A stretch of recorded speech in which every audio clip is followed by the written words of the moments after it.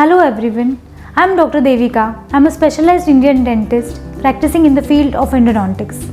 Endodontics is a branch of dentistry which deals with the diagnosis and treatment of diseases of dental pulp and surrounding tissues. Dental pulp, it is a soft tissue located inside your teeth which contains the blood vessels, nerves and the connective tissues. So for any reasons such as caries or trauma, your dental pulp gets infected or inflamed. In such cases, we do root canal treatment of your teeth.